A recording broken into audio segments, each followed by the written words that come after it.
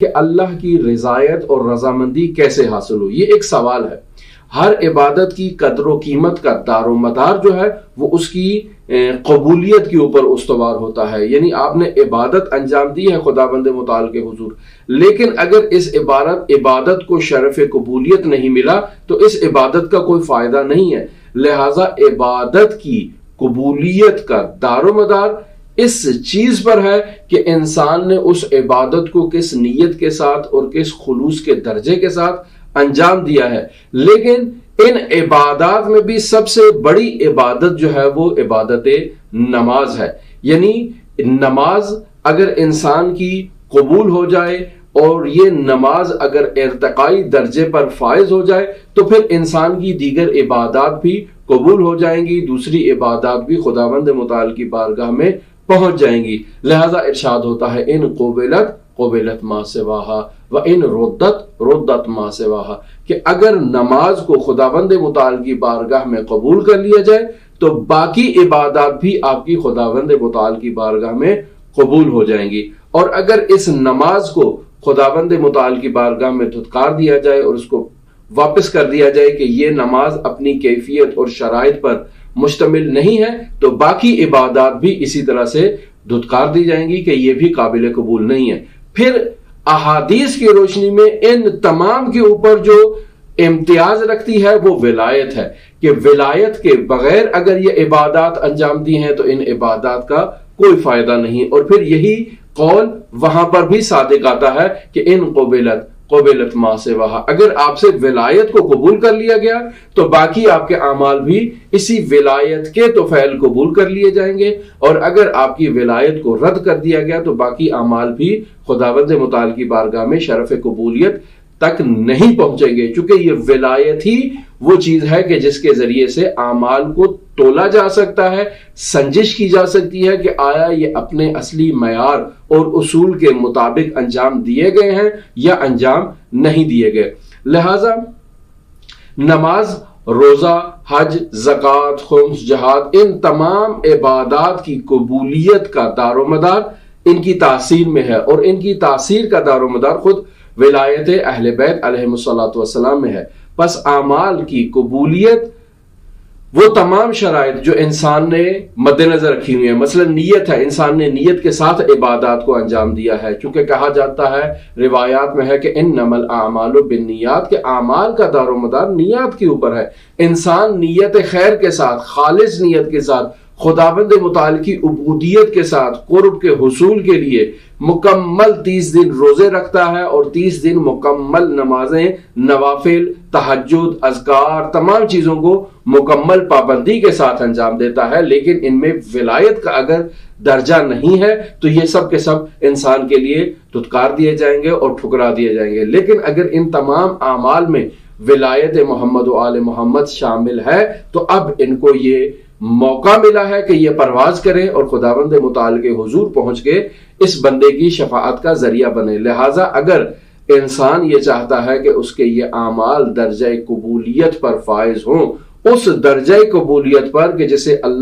جس پر اللہ راضی ہے، جس پہ محمد مصطفیٰ صلی اللہ علیہ وآلہ وسلم راضی ہیں، تو انسان کو چاہیے کہ ان عبادات کو ولایت کے مدار میں رہتے ہوئے انجام دے۔ کون سی ولایت؟ وہ ولایت جو اللہ تبارک و تعالی نے حکم فرمائی ہے، وہ ولایت جو محمد مصطفیٰ صلی اللہ علیہ وآلہ وسلم نے جس ولایت کو ہم تک پہنچایا ہے، اطیعوا اللہ و اطیعوا الرسول و اولی الامر منکم کا مصداق ہوں یہ ہماری عبادات۔ اگر ایسا ہوگا تو پھر ہماری عبادات خداوند متعال کے بارگاہ میں پہنچے گی۔ بس خلاصہ مطلب یہ کہ ہم نے اس مہینے میں جو روزے رکھے ہیں ان کی قدر و قیمت اور ان کی قبولیت اپنی تمام شرائط کے ساتھ کہ جو ہم نے آج تک آپ کی خدمت میں بیان کی ہیں، جن میں ایمان ہے، پرہیزگاری ہے، تقوی ہے، خلوص ہے، نیت ہے، خاص لوگوں کا روزہ ہے، خاص اور خاص لوگوں کا روزہ ہے، یہ تمام اپنی جگہ پر، ان کے ساتھ اگر ولایت اہل بیت علیہم الصلاۃ والسلام شامل نہ ہو تو ان عبادات کا کوئی فائدہ نہیں ہے۔ بس عبادات پر اگر ہم یہ چاہتے ہیں کہ مہر قبولیت ہو، یعنی ایسی عبادات پر ایسی مہر ہو کہ جس مہر پر یعنی اللہ تبارک و تعالیٰ کی ذات راضی ہے، محمد مصطفیٰ کی ذات راضی ہے، اور ہمارے تمام گناہ ان عبادات کو انجام دینے سے جھڑ جائیں گے، یہ وہی عبادات اس صورت میں قابل قبول ہوں گی کہ جب اللہ تبارک و تعالی محمد مصطفیٰ صلی اللہ علیہ وآلہ وسلم کے بتائے ہوئے اصولوں کے مطابق یعنی ولایت اہل بیت علیہ الصلوۃ والسلام کے مدار میں رہ کے ہوں۔ پیغمبر اکرم صلی اللہ علیہ وآلہ وسلم کی آخری وصیت انی تارک فیکم الثقلین کتاب اللہ و عطرتی اہل بیتی کا مصداق ہو، یعنی کتاب اللہ ان میں ہو عطرت نہ ہو تو یہ ٹھکرا دی جائیں گی، کتاب اللہ کے ساتھ عطرت اہل بیت بھی اس میں شامل ہونی چاہیے۔ ان کے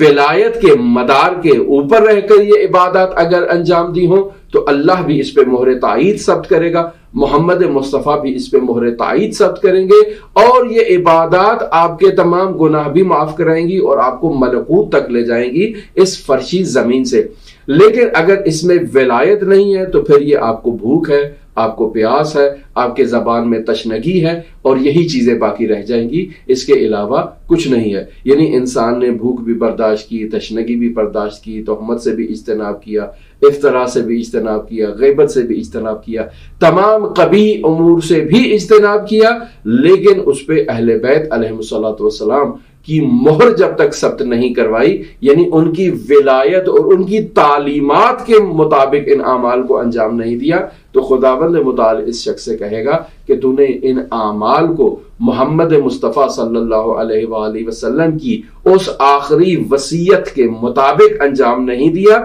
جس وصیت کو پیغمبر اکرم صلی اللہ علیہ وآلہ وسلم نے الہی تعلیمات کی روشنی میں بیان کیا، تم نے اس کے مطابق انجام نہیں دیا، تو گویا کہ تم نے اس پہ مہر تائید ثبت نہیں کروائی ہے۔ لہٰذا انسان کو چاہیے کہ وہ خداوند متعال کے حضور حضرت محمد مصطفیٰ صلی اللہ علیہ وآلہ وسلم کی اس آخری وصیت یعنی انی تارک فیکم الثقلین کتاب اللہ و عطرتی اہل بیتی کا مصداق بن کے پیش ہو حضرت محمد مصطفیٰ کے حضور، حضرت پروردگار کے حضور، اور وہاں جا کر یہ کہے کہ میں نے ان عبادات کو اس مدار اور اس ملاک کے مطابق انجام دیا ہے۔ اگر انسان اس خوشنودی کے ساتھ اس بارگاہ میں خوشنودی کا تقرب چاہتا ہے، حضرات اہل بیت علیہ الصلوۃ والسلام کا تقرب چاہتا ہے، تو پھر انسان کو چاہیے کہ ان حضرات کی ولایت اور تعلیمات کے مطابق انسان جو ہے وہ خداوند متعال کے حضور پیش ہو۔